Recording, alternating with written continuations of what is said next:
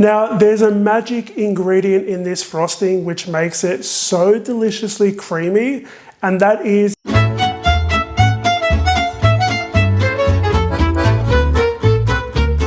this is hands down my favorite frosting.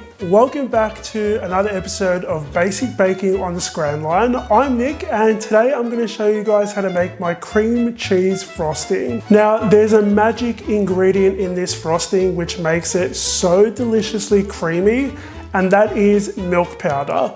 I get a lot of questions about the milk powder in this recipe. A lot of people are asking if they can leave it out, or if they can use light milk powder, or if there's a replacement for milk powder, because a lot of people can't find it where they are. You can order this stuff online. Now, the reason why I have it in the recipe is because it does make the frosting really creamy, but it also helps it hold its shape. Something that really annoys me about a lot of other cream cheese frosting recipes is that they're more suited to like a spreading consistency. I like to frost my cupcakes with a piping bag and a piping tip, and I wanted to make sure that I could do this with the cream cheese frosting as well. So that's the reason why the milk powder is in the recipe. You can leave it out if you like, but it will make it a little bit softer and not as easy to pipe, especially on warmer days. Now, the best thing about this frosting is actually that it's not as sweet as other frostings, because I don't actually have a lot of sugar in this recipe, and that little added tanginess from the cream cheese is just magical. This cream cheese frosting is perfectly paired with my red velvet cupcakes or my red velvet cake, and if you want to learn how to make that, I'll leave a link up there for you guys to click on. Let's get stuck into making the frosting. So really simple, guys. First thing we need to do is actually prepare two ingredients. The first one is the butter. I know that in my other frosting recipe videos I've already shown this, but I'll show it again. You want to make sure that your butter is room temperature soft.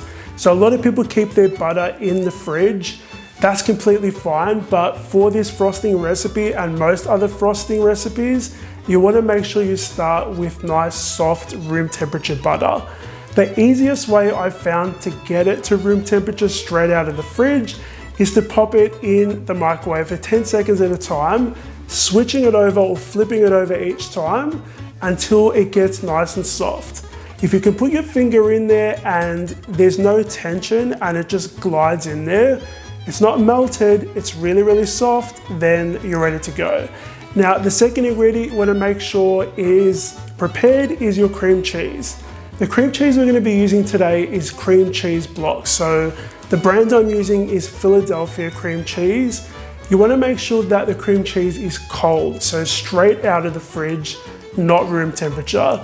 The reason is because when you're using cream cheese in a frosting, it can really easily soften the frosting, and so to help prevent that, we want to start off with cream cheese that's nice and cold.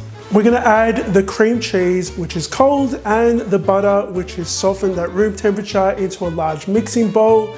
Today, I'm going to be showing you guys how to make this frosting using a hand mixer, but if you want to use a stand mixer, fit it with the paddle attachment. We're going to mix until these two ingredients are nice and mixed and well combined. Now guys, one thing I should really mention with this particular frosting, you always want to mix on high speed. High speed, guys, because if you mix on low or medium speed with this frosting, you'll end up with a very runny soup frosting. High speed all the time.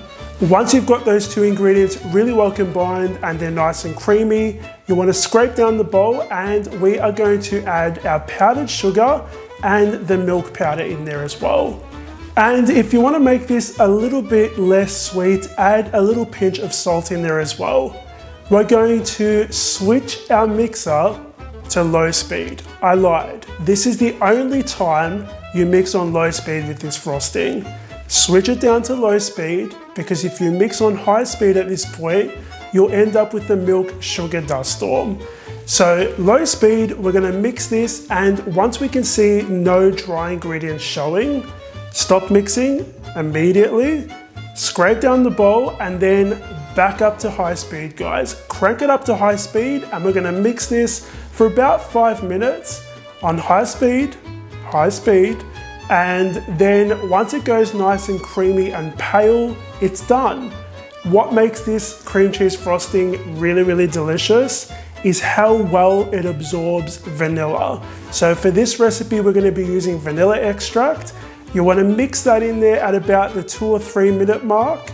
Now, this frosting, again, is perfectly paired with my red velvet cupcakes. If you wanna learn how to make those, click up there. It's also perfectly paired with my red velvet cake, and that's a recipe I've never showed you guys before. So if you want to learn how to make those recipes, click up there. If you want to try this delicious cream cheese frosting for yourself, I've left a link to the recipe down below.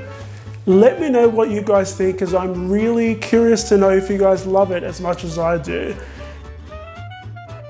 Now, with this frosting, you can store it in an airtight container for up to 2 weeks. You want to pop it in the fridge, you can have it in there for up to 2 weeks. I've had it in there a little bit longer, it's completely fine.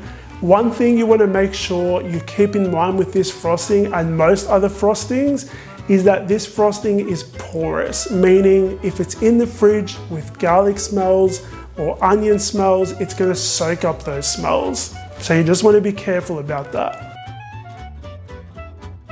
To freshen up this frosting, you want to leave it out at room temperature for about 2 or 3 hours, and you're going to mix on high speed with your electric stand mixer or hand mixer, and then it should come out to nice fluffy, like the original frosting it was when you made it fresh. You can color and flavor this frosting using food gel colorings. You can also make this frosting into chocolate cream cheese frosting. Let me tell you something, guys. Chocolate cream cheese frosting is like eating chocolate yogurt. I don't know about you guys, but I love it. The way that you can make it into chocolate cream cheese frosting is by adding cocoa powder. So you want to sift the cocoa powder in there, mix it with your hand mixer or stand mixer, scrape it down, of course, and then continue mixing until it's really well combined.